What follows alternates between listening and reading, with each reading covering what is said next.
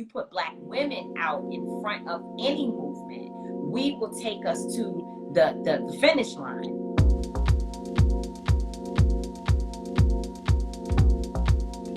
So who are you, Tamika Mallory, and what do you love most about yourself? I was just on a live and a young man asked me like about Harlem. I'm like, oh, that's me. I am a Harlem girl. If you think about the like quintessential Harlem girl, it's me. I ain't as fly as some of the girls in Harlem, but Please. I certainly try. I certainly try. So. Well, we have seen you be fly. And what's something that you love about yourself? Oh, I think I love how natural being a humble person comes to me. Like, I don't have to try. It's not like I'm saying, oh man, do better. It's just naturally me to be welcoming, and to put other people before myself. I love the fact that I'm a giver by nature. And so, it's a good feeling. It's a good feeling because a lot of people have to try.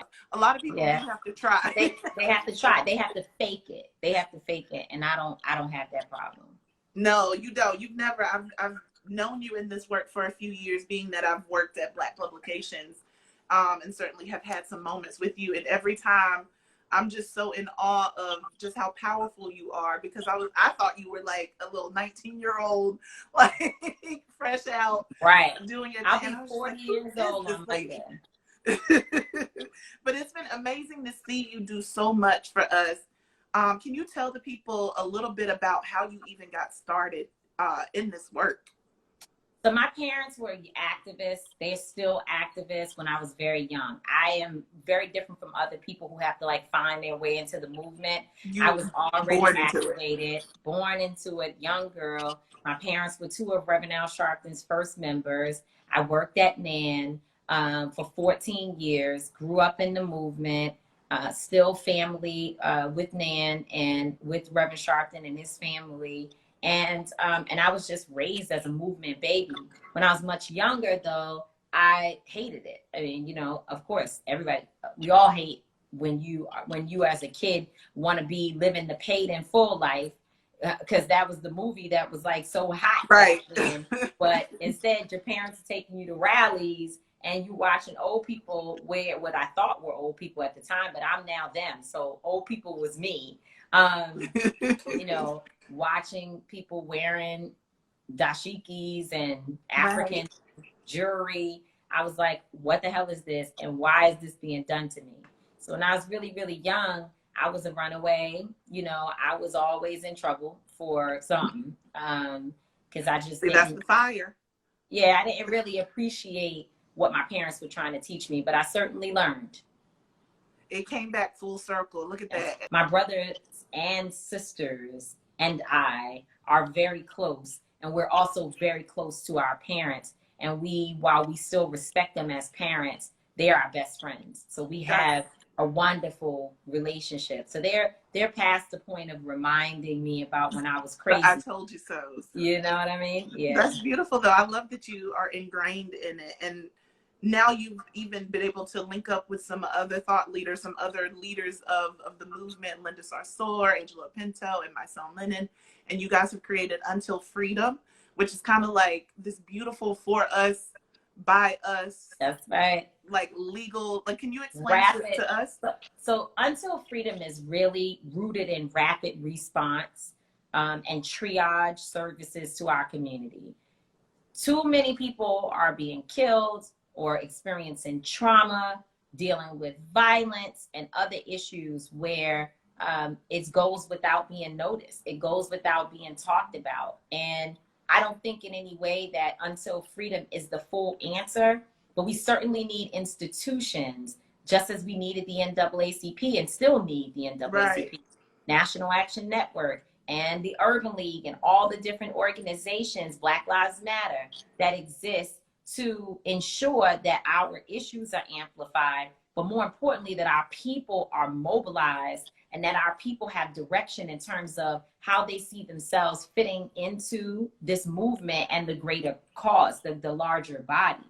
And so Until Freedom holds trainings, We provide campaign services in Right. terms of helping, like we're looking at the Breonna Taylor situation. We've been there. We held 2 rallies, which I know were 2 of the biggest rallies that have happened in her name. I mean, obviously now we've seen people marching by the thousands because a movement has been sparked across this nation. Yeah. But we were there as some of the few first groups to stand with and support her family.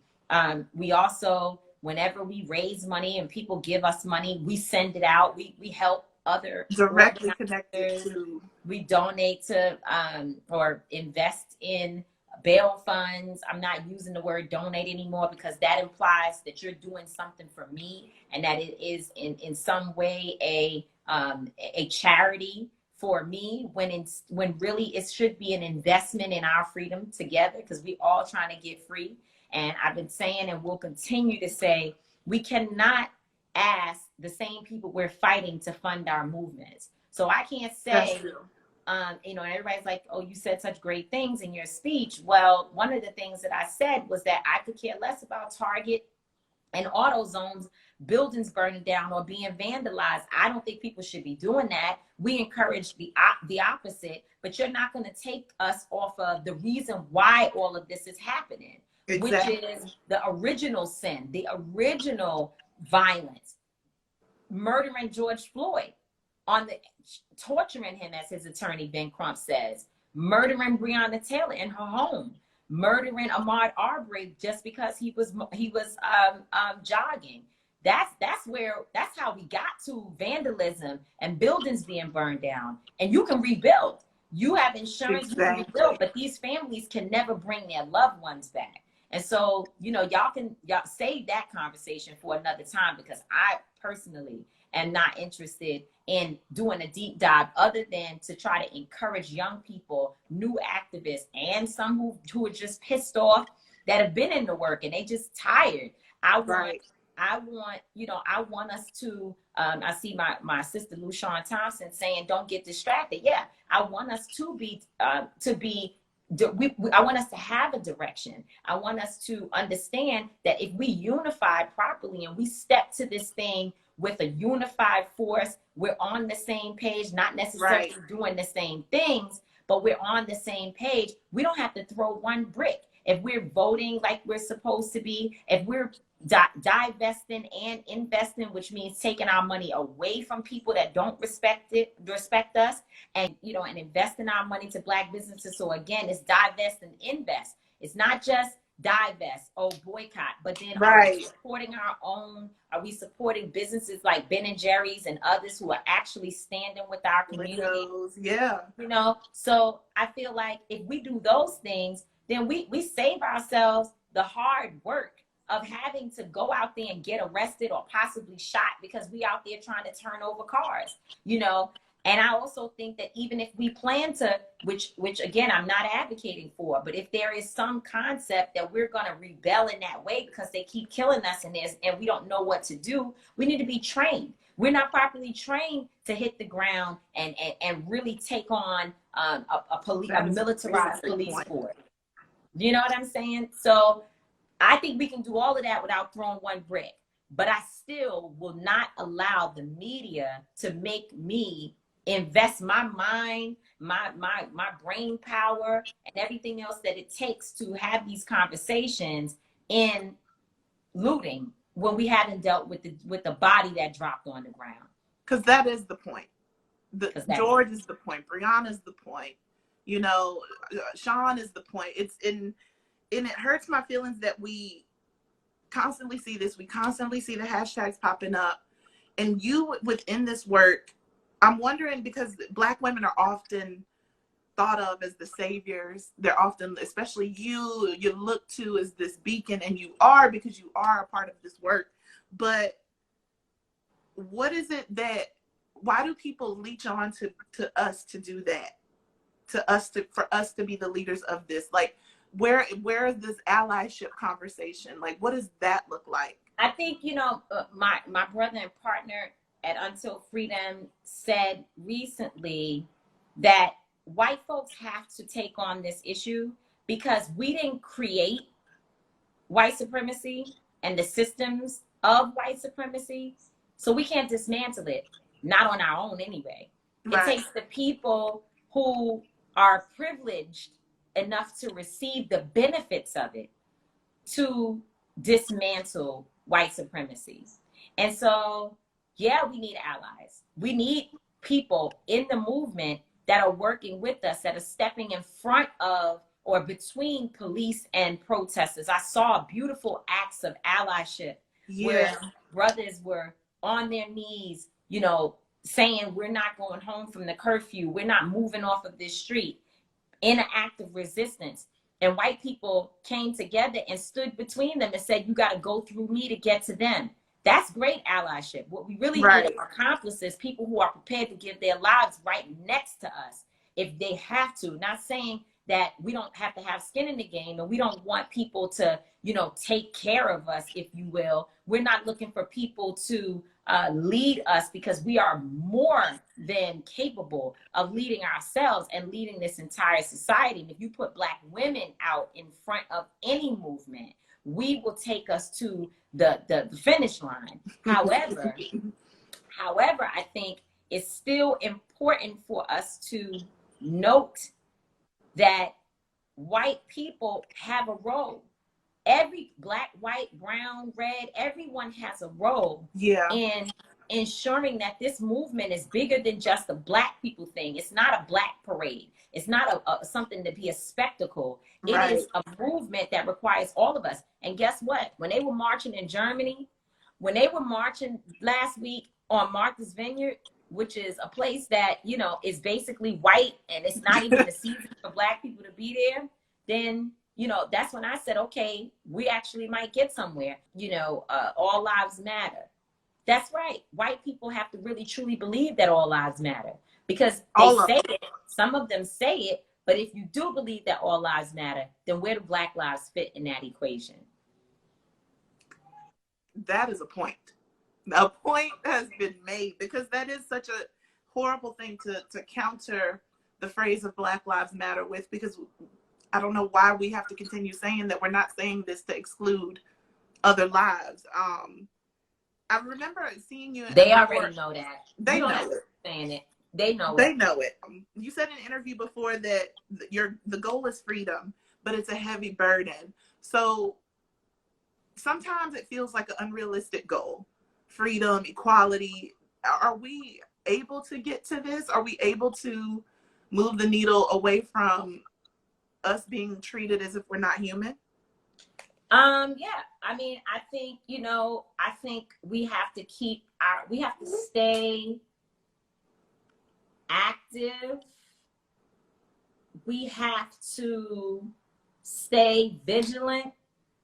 We have to continue to feel that righteous indignation that says we won't go back. We're not going home. I think that when we think about, like, and that's another thing I've been saying, these marches, we also have to, like, make sure we're filling out the census. We got to march down that street, make sure our communities are counted. That's really important, because as this country is browning, we have to be able to be counted for, because the resources ought to be directed towards the majority. And we can't make that case if we don't collect the data to know who we are, where we are, what pockets of the country we're in, and that we exist. So we need to make sure that we fill out the census. Then we have to also register to vote. 100,000 people died. 100,000 plus people have died through complications with COVID-19. So now that we understand that, and we know that it disproportionately impacted people of color and elderly folks, now that says to you the most dedicated voting bloc has been deeply impacted.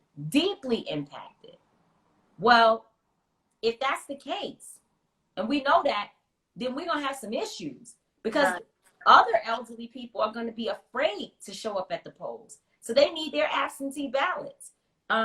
We're going to have them, the the Republicans, as far as I'm concerned, and this is me, Tamika Mallory, speaking as an individual, not as the head of any organization or any of that, but the Republicans, as far as I'm concerned, have been incapable, and let me not say that, Republicans and the Democrats have been incapable of providing real election security for us. Incapable because they don't care and they turned a blind eye. Incapable because they're too damn weak and spineless. But there is no election protection as far as I'm concerned. So they're going to try to steal. Then you have the Russian element, where there will be bots out there telling our people don't vote. And they do a better job at marketing for their agenda than sometimes we do for our own. So we've got a lot of things going on, which means we have to register our people like we've never registered before, so that we're in a situation where for all those we've lost, we brought 5, 6, 10 more people with us to the polls. Really important. And then we've got to travel and march down the street of actually getting to the polls. It can't be too cold. It can't be too icy. It can't be, not a good day. It can't be, I don't like Joe Biden, because I don't necessarily love Joe Biden either. But I know that, and I'm not saying the boogeyman theory should make us just vote for someone else just because. True, but I do believe that Joe Biden and his administration are more adjustable, and we can communicate with them. And there's some grown people at the table, because what we're dealing with now are children and criminals, as far as I'm concerned, and that we can't really get a lot done there. So, and hopefully by the time we get to the next election, we'll be in a place where we can stop picking the lesser of two evils, or, I don't want to call Joe Biden evil, but I want us to be in a place where we're not, but I mean, it's not the lesser of two evils in terms of people, but principalities and processes, and the lack of understanding and treatment for our communities is evil. The fact that we have to beg and fight to get what we need, instead of having people willing, ready, able, with a plan all the time, over planning for Black people is definitely evil. However, what I will say, while I don't think that Joe Biden as an individual is evil, what I do understand is that depending on the people he puts around him, that's how things are going to get done. So we've called on him to ensure, and the campaign that Brittany Packnett and Angela Rye and all our sisters, Latasha Brown, were in a campaign that said it must be a Black woman. Guess what? 94% of us voted for voted against Donald Trump and for Hillary Clinton, whether we liked her or not. 53% of white women voted for Donald Trump, and I'm not 100% sure that those numbers are going to change much. So if you know that we are the dominant factor in your voting base and it as a block, then you need to give us what we want to encourage us to come to the table. We need to be treated as such. And so, with all of that being said, and I think actually, I have to go on to another call, but with all of that being said, I think we're in a place in this moment where, we have no excuse that, yes, we're marching, we're turning out, we're in the streets, but we have no excuse but to ensure that as we go home from these marches, because people do need to rest, they need to make sure they're COVID free, all of those things. And as people go back to their spaces and get ready for trials, that we're going to have to put people on the ground, we have to pack the courthouse, pack the streets, all of that, to keep our eyes on the system and how it also operates from a white supremacist mindset, right? And we know that already. So that's an uphill battle. But as we are headed towards that direction, as we are trying to get to this place of what real freedom looks like, we've got to know that we have to be intentional, very intentional about our relationships to one another, our relationships in organization, our relationships in general. We got to be really intentional about it. And so that's what I think it's all about in this moment. I'm trying to be intentional. I want, you know, as I turn 40, for if I close my eyes and I never wake up again, I want God to be able to say you did a good job of doing your part. And I hope that we all take that mindset, that it's not about leading the whole movement, telling everybody where to go, how to go, and then you piss because they don't follow. It's about being intentional, and it is about doing your part. And that's what we trying to do. Thank you for saying that, because I definitely wanted to ask you about action items and strategy, especially in the light of all these others showing up at the protest and causing ruckus and craziness and bricks being laid out. Well, listen, everybody that's throwing bricks and everybody that's a part of these protests are not necessarily there for your cause. They're not necessarily there to support you. And you and I should do this again, Danielle. We should do it on a regular basis. Oh, Tamika, nothing but a word. I would love that, because I still have a page full of questions for you. Okay. I have information I want to give the people. So I'll be in touch with your folks. Thank you. Thank you so much. Thank you so much. Please stay safe, and happy birthday to you and to our sister Breonna. Sister Breonna, we love you, sister. Thank you for all you do, Tamika. Thank you. Bye-bye. Bye-bye.